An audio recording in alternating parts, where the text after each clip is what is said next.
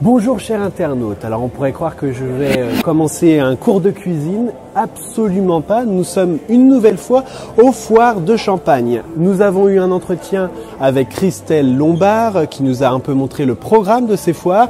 Maintenant il est temps d'aller chercher les petites trouvailles, les petites merveilles qui se cachent dans cette foire de Champagne. Allez, suivez-moi.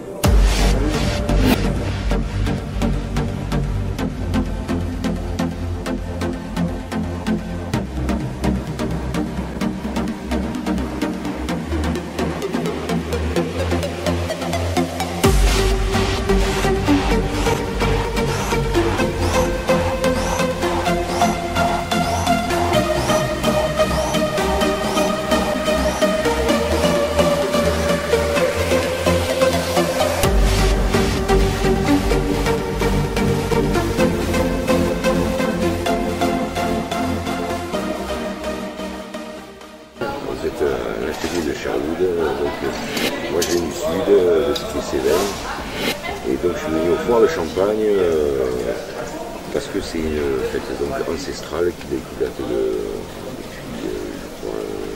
le 16e ou 17e siècle. Et donc moi je fais des fêtes historiques et je travaille donc le cuir en direct devant les gens, je montre le savoir-faire qui est ancestral, qui existe depuis toujours, comment fabriquer une sacoche ou une ceinture, tous les accessoires de la vie dont on se sert. Donc, et voilà, donc je me balade à travers la France. C'est votre métier, alors vous faites ça vraiment dans plusieurs festivals, c'est ça? Voilà, les festivals, et puis tous les jours chez moi pour la personne qui a besoin de réparer, que ce soit une chaussure, parce que je fais la cordonnerie, je fais de la maroquinerie, de la sellerie aussi, donc je répare les selles, je fabrique les selles pour que ce soit pour les motos, ou pour les chevaux, et voilà, donc je représente le corps de métier, de la fabrication donc de tout ce qui est en cuir. Voilà, là, on est une corporation dans ce domaine cuir, et donc ça touche à divers métiers, que ce soit donc pour les chevaux, que ce soit pour l'habillement, les petits accessoires à la maroquinerie, faire un étui à couteau. Par exemple, si vous avez besoin de faire un étui à couteau, vous venez, ou pour un fourreau d'épée, ou un carquois. Donc voilà, ici on fabrique tout ce qui est en cuir. D'accord. La champagne. Après il y a la corne pour la bière. Et puis pour le digestif. Voilà. Et après, ça c'est donc juste les accessoires, mais après on fait aussi couper le bois ou la tête des gens. Ça s'appelle un scramasax. Voilà. Donc tout ce qui est étui, sac, sacoche, voilà, je sais pas si. Petit bracelet aussi. Petit bracelet, fantaisie. Voilà. Voilà. Merci beaucoup.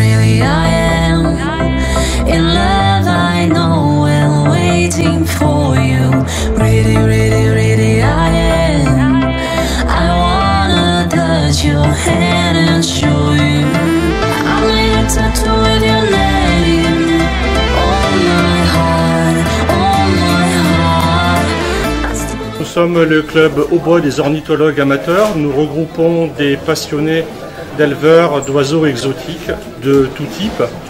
Du plus petit, le moineau du Japon par exemple qui fait 8 cm, au grand Alexandre qui font plus de 1 mètre de long avec leur grande queue. D'accord. Nous sommes une trentaine d'éleveurs répartis sur la région. Nous faisons régulièrement des expositions, nous participons à des concours Et nous allons même aussi voir des expositions jusqu'à l'étranger, puisqu'on va régulièrement voir par exemple le championnat de Belgique ou le championnat mondial. D'accord. Est-ce que vous pouvez présenter un petit peu l'exposition à la Foire de Champagne? Alors qu'ici nous avons décidé d'exposer dans plus de 20 volières et 40 cages, à peu près une quarantaine d'espèces avec les mutations et les différents coloris que l'on peut trouver dans les oiseaux.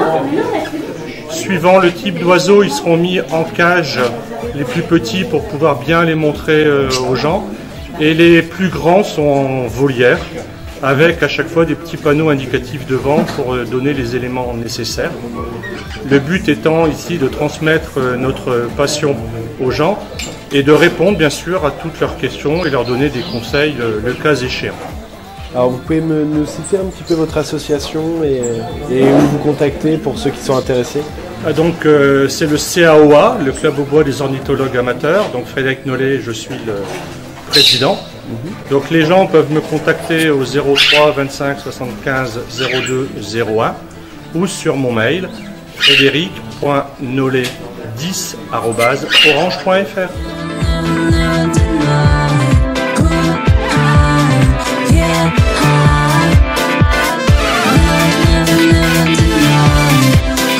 Donc c'est une couveuse dans laquelle il y a donc des œufs.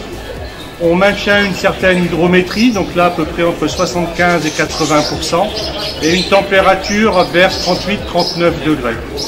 Les œufs de caille sont incubés 18 jours pour avoir après les naissances dans cette couveuse-là. D'accord. Ils y restent un petit moment et après on va les sortir pour les mettre dans une éleveuse où là ils seront juste sous une lampe infrarouge pour avoir chaud. Là les petits ils éclosent au fur et à mesure. Oui. La première chose qu'ils font c'est qu'ils se sèchent. Ils reprennent des forces parce que c'est très gros effort pour eux. Et après ils apprennent à marcher. Et donc ça met combien de temps justement cette adaptation? Au moins de 24 heures. De ah oui, façon. Une journée. Oui. D'accord. Ce sont des oiseaux qui ne sont pas nourris par les parents, comme les poussins de poules, qui apprennent tout de suite en suivant les parents à manger et à boire au fur et à mesure. D'accord. C'est surprenant en tout cas. On espère qu'il y en aura encore jusqu'à la fin des foires. Des foires, voilà. C'est le fil rouge des foires en fait dans cette exposition. Là, vous pourrez dire qu'aux foires, il n'y a jamais eu autant de naissances. Oui, voilà, c'est ça. Là, c'est incroyable.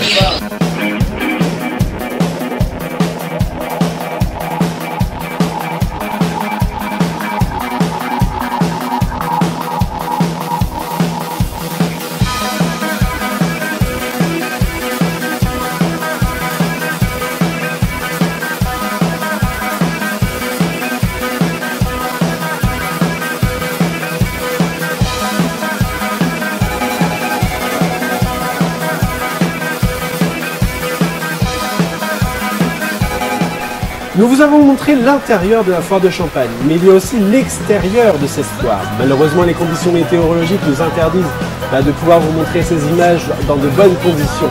Donc du coup, nous essaierons de revenir si le temps nous est propice. Quoi qu'il arrive, n'hésitez pas à rejoindre notre page Facebook Au Reporter, car des vidéos vont arriver très prochainement. À très bientôt.